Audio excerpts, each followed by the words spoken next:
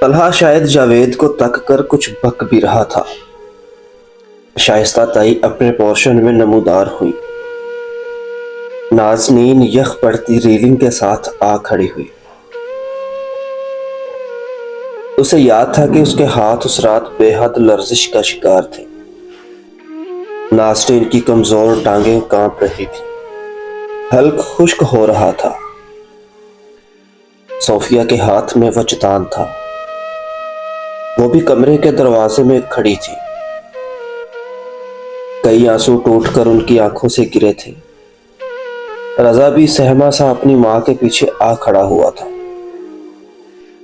میرا پیچھا چھوڑ دو سب، لیکن جاوید اسے نہیں سن رہے تھے۔ وہ اس پر جھکے اور پھر اسے تب تک مارتے رہے جب تک ان کے ہاتھوں سے جان نہ ختم ہو گئی۔ وہ نشے میں تھا۔ اس کی آنکھیں سرخ انگارہ ہو رہی تھی۔ یکدم اس نے جاوید کو دھکیلا تو وہ لڑکھڑا کر پیچھے ہوئے۔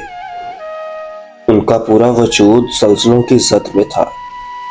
تیش کی شدت اس قدر تھی کہ ان کا چہرہ سرخ بھبوکا ہو رہا تھا اور آنکھیں زخمی سی انگار رنگ دکھ رہی تھی۔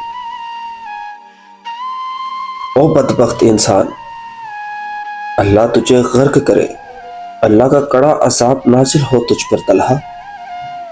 ان کی بد دعاؤں میں آسمان سے زمین تک ایک لرزش گزری تھی۔ صوفیہ نے منہ پر ہاتھ رکھ لیا۔ ان کے آنسو بے تحاشا ہو کر گرنے لگے تھے۔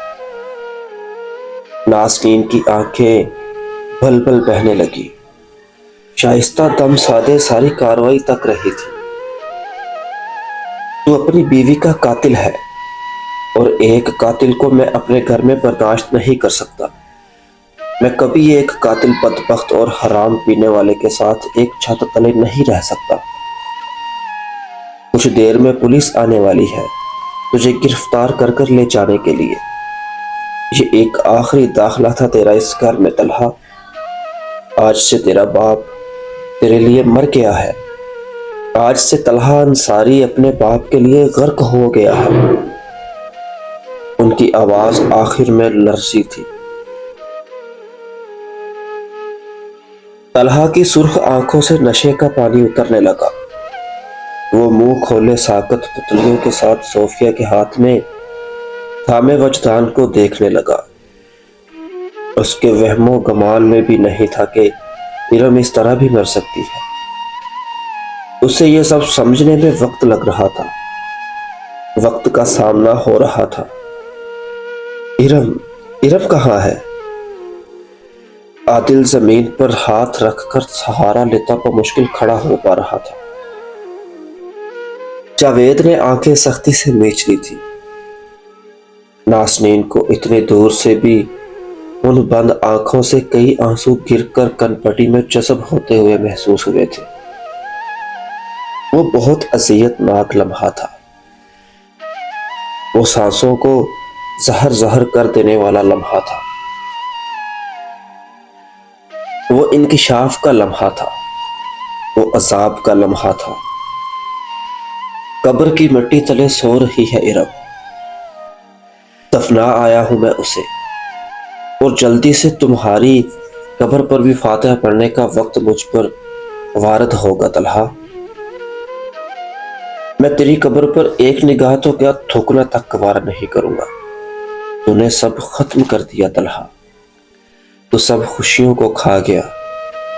تو ناسور ثابت ہوا۔ تو گدھ ثابت ہوا۔ وہ اب رو رہے تھے۔ ان کی آنکھوں سے ابلتے ہوئے آنسو بہت تیزی کے ساتھ ان کے چہرے کو بھگوتے ہوئے گرتے جا رہے تھے۔ ایک باپ اپنے بیٹے کو کھونے جا رہا تھا، کھونے کا اندیہ جاری کر رہا تھا۔ وہی بیٹا جسے انہوں نے انگلی پکڑ کر چلنا سکھایا تھا۔ وہی بیٹا جس کے ساتھ وہ کئی کئی گھنٹے سیر کے لیے نکل جایا کرتے تھے۔ وہی بیٹا جس کے لیے ان کی آنکھوں نے بہت سے خواب سجائے تھے۔ وہی بیٹا اب ان کی آنکھوں کا خنجر ثابت ہو رہا تھا۔ وہ ان کی آنکھوں میں کھپا ایک تیز دھار سا چھرا تھا جس نے ان کی آنکھوں سے بینائی سینچ لی تھی۔ انہیں خون کے آنسو رلانے کے لیے پیدا ہوا تھا وہ۔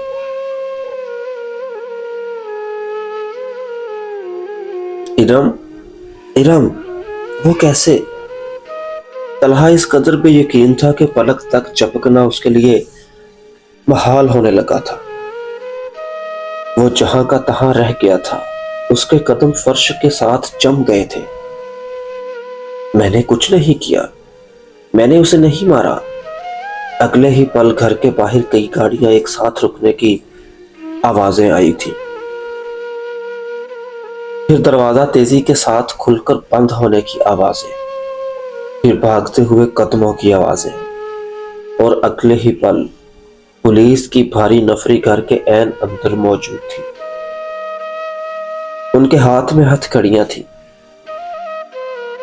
اریسٹ وارنٹس اور مختلف اسلحہ سے لیس و پوری تیاری کے ساتھ طلحہ کو گرفتار کرنے آئے تھے۔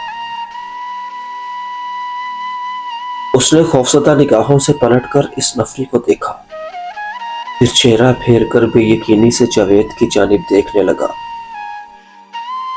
انہوں نے آنسو صاف کر لیے تھے، اور اب وہ چہرے پر کسی کھردری اور ظالم چٹان کسی سختی لیے کھڑے تھے۔ یہی ہے وہ قاتل جس نے میری بیٹی کو قتل کیا ہے۔ مہربانی کر کے اسے میرے گھر سے جلد از جلد لے جایا جائے، میری نظروں سے دور کر دیا جائے۔ میں اس کی نجاست کو مزید اپنے گھر میں برداشت نہیں کر سکتا۔ وہ سپورٹ سا بول کر سامنے دیکھنے لگے تھے۔ اب ان کی آنکھیں خشک تھی، خشک اور بے رحم۔ اس کی پھانسی میں تاخیر میں ہرگز برداشت نہیں کروں گا آفیسر۔ اسے تختہ دار پر لٹکایا جائے اور اس کے چہرے پر کسی بھی سیاہ کپڑے کو ڈالنے سے پرہیز کیا جائے۔ میں وہ ایک آخری اذیت اس کی آنکھوں میں دیکھنا چاہتا ہوں۔ اے ایس پی فردوس نے اگلے ہی پل چونک کر جاوید کی جانب دیکھا تھا۔ وہ انہیں ایک لمحے کے لیے بالکل بھی نارمل نہیں لگ رہے تھے، یا شاید یوں کہا جائے کہ وہ اس لمحے باپ نہیں لگ رہے تھے۔ اگلے ہی پل پولیس اہلکار اب طلحہ کو ہتھکڑیاں لگا رہے تھے۔ وہ اپنے ہاتھ چھڑا رہا تھا، چلا رہا تھا۔ ارم کی موت پر اس کی بے یقینی اب تک ہلکورے لے رہی تھی۔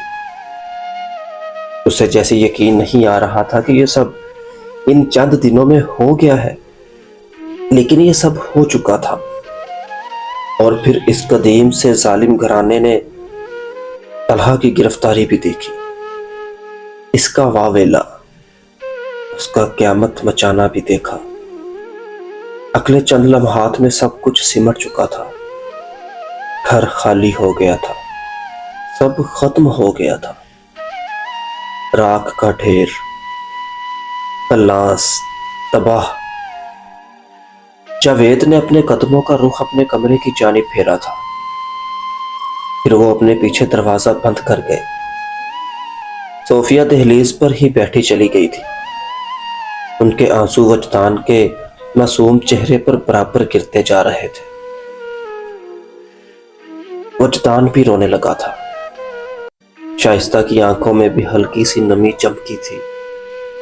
نازنین ریلنگ کے ساتھ ہی جمی رہ گئی تھی۔ اس کی آنکھیں رو رو کر تھکن زدہ لگ رہی تھی۔ اس کا پورا وجود ہی اندیکھی سی تکن سے چور ہو رہا تھا۔ گھرانے تباہ ہو جائیں تو ان سے اذیت ناک کوئی وقت نہیں ہوا کرتا۔ وہ وقت بھی اس قدر ظالم اور ہر قسم کے رحم سے خالی تھا۔